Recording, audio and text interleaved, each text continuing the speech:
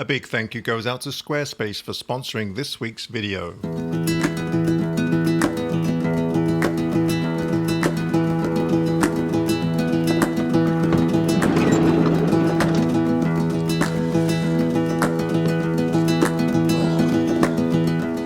Hello everybody, hope everybody's doing well.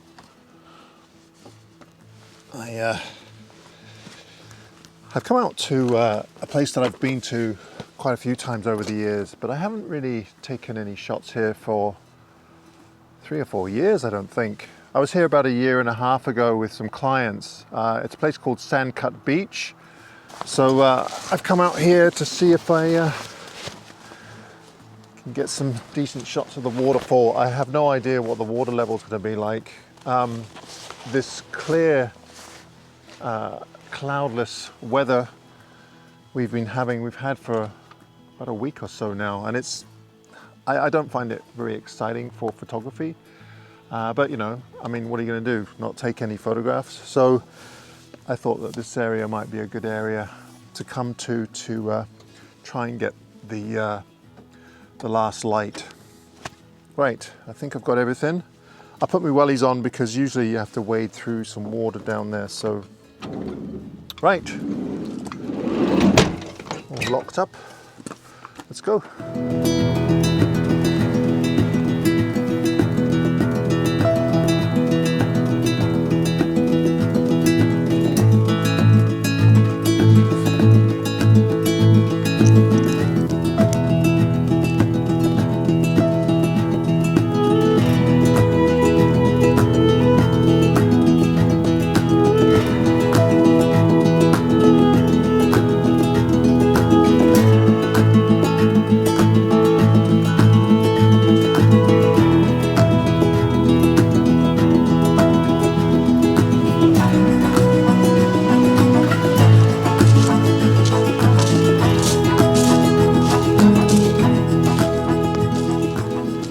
Wow, what a beautiful evening.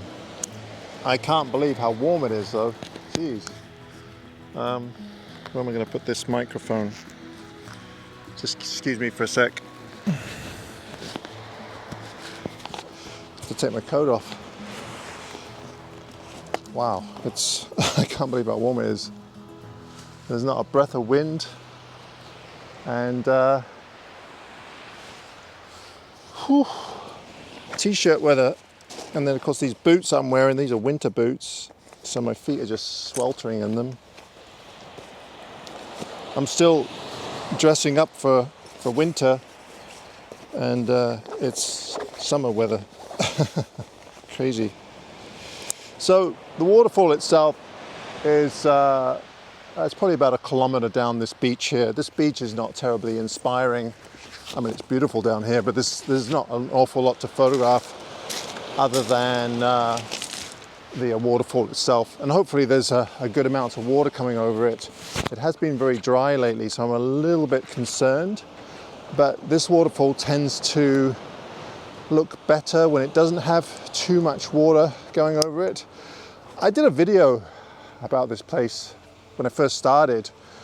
I don't think it's a very good video, but if you'd like to see it, I'll leave a link up here. I think it's one of the first videos I ever did.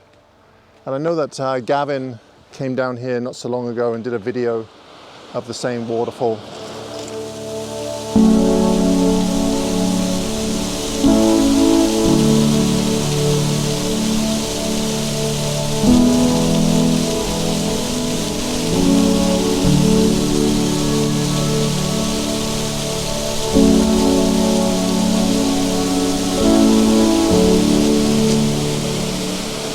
As you can see, it's the water levels are pretty good right now, as I mentioned earlier, because when there's too much water here,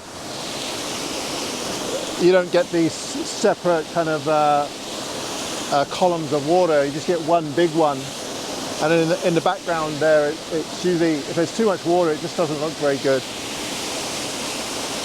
Now the biggest challenge right now is dealing with the sun. As I said before, because there's no clouds, we're not going to get any kind of reflected light. So the best light is going to be just as the sun goes behind the horizon there, or just before then. But I pretty much have an idea of what I want to do with this composition. I really love this angle because I'm getting the 3 columns in the foreground and then the one in the background. But as you can see right now, the bottom of the waterfall in the foreground is in sunlight and the top of it in shadow, so it's going to cause a few problems. So it'd be much easier to deal with when the sun is really low in the horizon. It's absolutely beautiful here. So just beyond me here is Washington State, and this is the Juan de Fuca. So at the very south end, or south-northish, south-northish. We're at the south end, but we're kind of north a little bit on the west coast. And what I'm looking at over here is the Olympic Peninsula.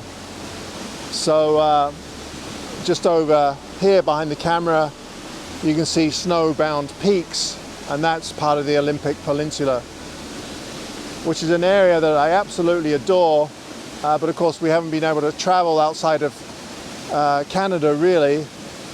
The border's still kind of closed. So, but when it opens, that's one of the first places I'd like to go, is back to the Olympic Peninsula. For whatever reason, in Washington and Oregon, they got just stupendous coastline with sea stacks and very dramatic coastline. But here, up here, not so dramatic. Except for this. This is really nice. Right, I'm going to set up, and then it's just a matter of waiting for the light.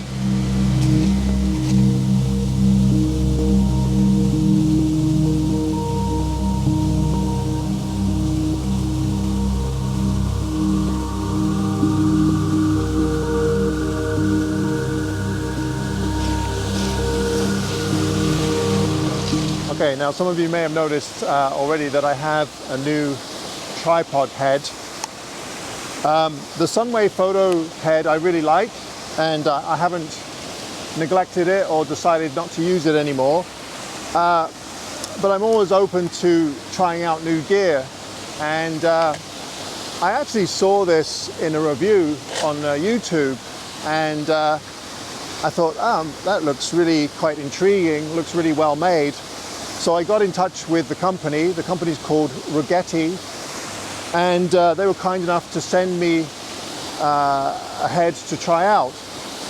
I can't really give you any feedback on it because I haven't used it yet. This is the first time I've taken it out. Now, when I first got the head, when I first opened the box, I thought, wow, this is a really heavy head, which it is, but it turns out that it's more or less the same weight as the last head that I had, the geared head. I really do enjoy using geared heads. I just love that precision. Now, before you go out and buy one of these, you should know that this is 3 times the amount in price than the Sunway Photo one. So the Sunway Photo head was $299 Canadian. I think this is around $800 or $900. So it's not a cheap geared head. It's kind of mid-range because I know that Arca Swiss, they make some really nice geared heads, but they're in the $2,000 range. Now, as far as outdoor use, I'm not sure. I kind of get the feeling that this head is more for studio use, perhaps architecture, but we'll see. I'm a little bit rough with my gear, so we'll soon find out whether it's good for outdoor photography or not. But later on, I'll do a video about it, and I'll show you some of the features. Right, better get set up before the sun goes down.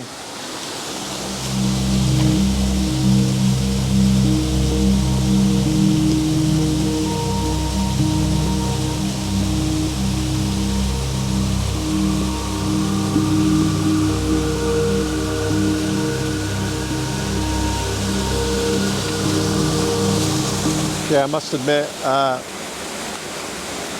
this is a real drag without some clouds, but we'll do our best. I put a polarizer on. There is quite a bit of glare in there, but I actually think I prefer it with the glare, to to be quite honest. Oh, we're going to lose that sun.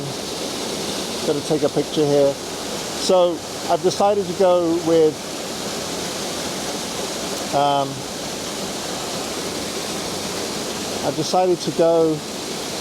a 16 by 9 format, and what am I shooting at here? I'm at 1.6 seconds, f14.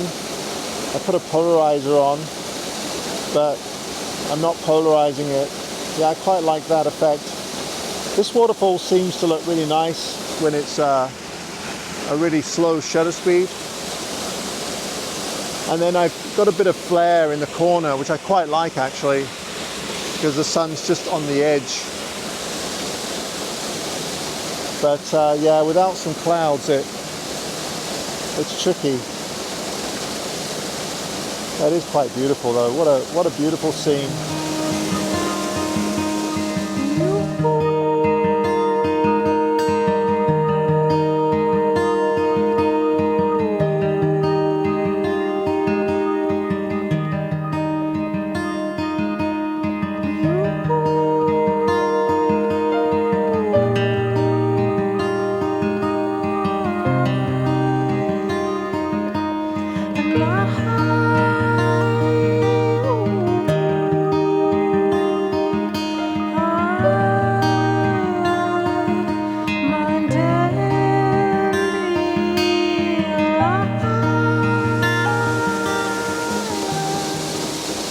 So I think what I'd like to do now is I'm going to back up a little bit quickly and do a really long pano. So 65 by 24. So the reason why I would do quite a few panos is a lot of times, especially with sky like this, it's just not that interesting. I mean, the trees above the waterfall aren't that interesting. It's the waterfall itself. So the pano really concentrates just on that area. And then I've got a bit of the sun in the corner there. And of course, this is cropped within the camera. So if I want to, I can, you know, if I didn't crop it quite right now, then I can always change it later on in Photoshop or Lightroom. Oh, that's really quite pretty.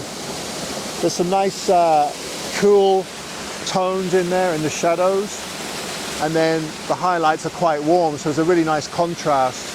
So that's what happens when you have any shadows and you have blue sky like this. You've got that ambient light picking up those the blue of the sky, and that's what gives you that beautiful contrast with the warm and cool colors.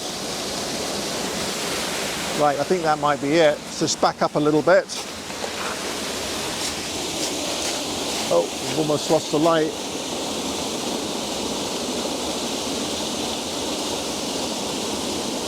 Of course, I've never used this head before, so I keep swinging around with the wrong knobs here. Okay, F14.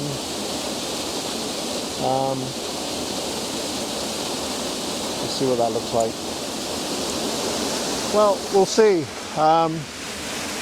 You know, I mean, you can only do the best you can do in the light that you have, and this light is not awful. I mean, if it was cloudy or overcast, then it probably wouldn't be much better anyway.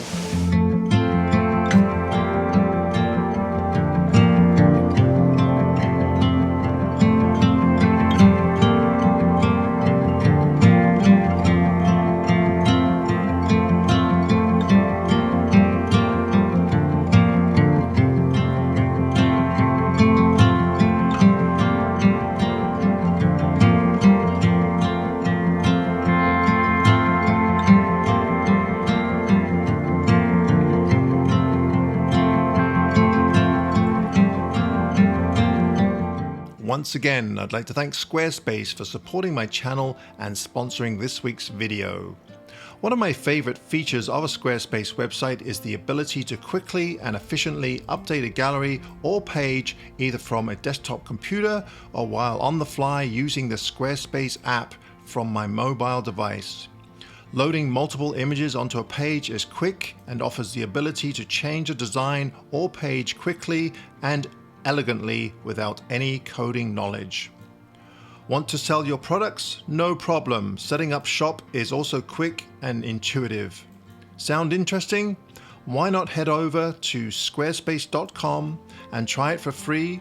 And if you like what you find, use the code AdamGibbs for 10% off your first purchase. You may have noticed that I've got an angle finder on my GFX 100, and originally I wasn't going to get one because they're very expensive. The little piece of metal here is several $100s, but a used one came up, and from Camera Canada. Thank you, Camera Canada. And so that's what I'm using, and it's fantastic because that means I don't have to get down on my hands and knees. Now, obviously, right now I don't have to, but you know, if you've got the tripod really low, it's great for this kind of stuff. So what I'm doing is I'm just concentrating again with a pano, just at the edge of the wave edge here, because I love the way that it's got kind of little valleys, and I've put on a 10-stop ND filter, so my shutter speed is pretty long. It's 30 seconds, but because I'm dragging out the shutter, the water's coming in and out, and it just has this really beautiful surreal effect, and then there's a little bit of reflective light in there, but it's just a pano, and it's just of the patterns in the rocks and the water. I really love that.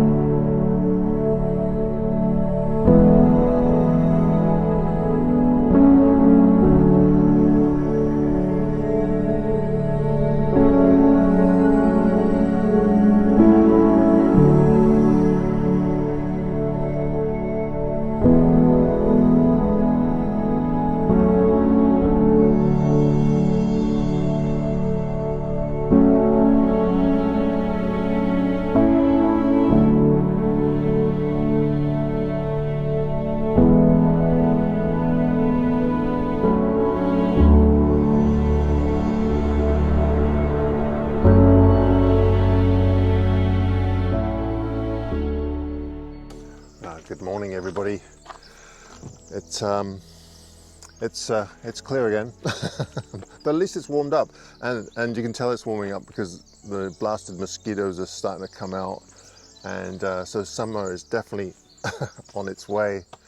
I don't think I'm going to bother taking photographs down there this morning because we're facing west, and of course the sun's rising from the east, so there's no fog or atmosphere down here, so you know, it's not terribly exciting. You may be wondering about my van. A few people have been commenting, oh, is that Tom's van? Well, yes, it is. It's the same van, more or less, as the one that Tom has. It's a Mitsubishi Delica. I've had this one for about 4 years now. This is an L400, and before this I had a different one called an L300, which looks a bit more boxy. This is slightly longer than Tom's. It's about 2 feet longer, slightly bigger, which is great because I'm quite tall, so sleeping in the back I take up quite a bit of room. So and if Karen comes with me, then we definitely take up a lot of room. Not that Karen's big, but you know, because there's 2 of us. Sorry, Karen. So as you can see, my van is just a mess. It was kind of camperized and it was reasonably comfortable, but after seeing Tom's and of course Nick's fancy truck and well, Gavin's Hilton on wheels, I've decided that I'm going to attempt to camperize mine a little bit better than it is now. The reason why the back is so messy is because I had a bit of a kitchen area here that I quite liked, actually. So I do all my cooking outside, but I had this door that acted as a shelter from the rain and stuff. Wasn't great when it was really cold out or windy, but I had shelves here, and I had a little table that popped up, and I could pull my stove out and just cook back here. But I had a problem with my lock. My lock failed, and I couldn't open the rear door. So when it came to fixing it, the only way to get to it was from the inside. And of course I had to rip everything out with with great difficulty because of all the screws and everything, but I had to try and get it from the inside. And then there's a bed with lots of storage space, and then there's another storage space right in front of me here. It's okay, but it's really not that comfortable. It's not a great place to sit. There's no table inside, so it's very utilitarian. It's, you know, you more or less just sleep in it and that's it. So I'd like to make it a little bit better so that, you know, you have a place to sit, especially when Karen comes with me. You could have a little table in there so we could just sit there when the weather's not that great. And the other thing I really want to put in this, and I've wanted to put one in here for a long time, is some kind of heater. And I'll probably end up putting one in like Tom has, which is a diesel heater. The only thing I don't like about Tom's, and of course he did it the first time he went to use it, is I don't like the idea of having diesel in the inside of the vehicle. So that's, you know, could be a bit of a problem. I also don't like the idea of having propane inside the vehicle either. So what I might do, at great expense, is actually have a new bumper made. There's a place in Vancouver that makes custom bumpers, and I might have one made so that I can put not only the tire on the back, but also perhaps rig up some kind of way that I could have a small gas tank on the back as well, and then have the pump underneath the van and then come up to the heater. I haven't decided yet. We'll have to see how that goes. Mitsubishis, they're okay. I'm not in love with this van. The reason why I have it is because in North America, it's very difficult to find anything that's relatively small as a van that you can camp in. The Sprinter vans are really nice, but it's too big. I don't want a Sprinter van. I'd really just like a small van that has clearance. I used to have a GMC Safari van, which was okay, but I hit a black bear with it, and I wrote my van off, and unfortunately I killed the bear. Luckily I wasn't injured. And then before that I had a Volkswagen Westphalia, which was a beautiful camper, but as a Westphalia it just kept breaking down. And I'm not into cars. I'm not into tinkering with them or fixing them. So a Volkswagen wasn't the vehicle for me. Luckily, the company that sold me this, they work just up the road from me. So there's lots of these on Vancouver Island and in Vancouver. So parts and getting them fixed is relatively easy. So that's the plan. I'm not sure whether I'll keep the cooler. I might get something smaller. I don't know. I really like this cooler. If any of you have a Yeti or something similar, they're brilliant coolers. I can put ice in here, a block of ice, and it will last for over a week, which is just incredible. It's not a plug-in or anything. It's just a very thick cooler. So that's the plan. Thank you ever so much again for watching this week. I really appreciate it. If you enjoyed the video, please be sure to give me a thumbs up. And if you haven't subscribed, then perhaps consider subscribing. So yeah, just I'll update. You know, I'm not going to give you all my plans because I'm not very good at going through with a lot of my plans. I have a lot of ideas, but it's just going through with them, and sometimes they don't work out. But hopefully you'll see this van slowly transition into something a little bit more decent. All right, till next time. Thanks so much, everybody.